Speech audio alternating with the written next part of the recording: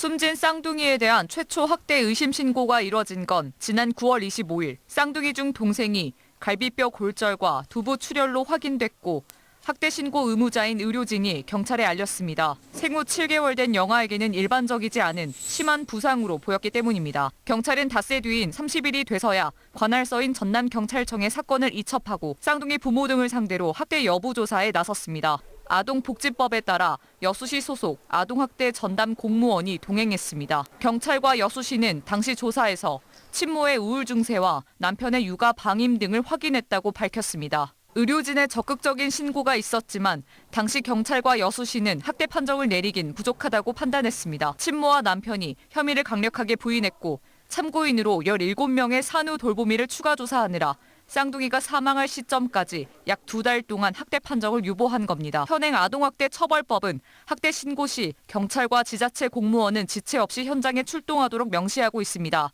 또 피해 아동에 대한 격리나 보호시설 인도 등 응급 조치 기한은 72시간 내로 이루어져야 합니다. 스스로 보호할 힘이 없는 아동에 대해 신속한 대처를 해야 한다는 취지입니다. 하지만 신고 직후 관할지 경찰 이첩에만 닷새, 또 조사에는 무려 2달이 지체됐습니다.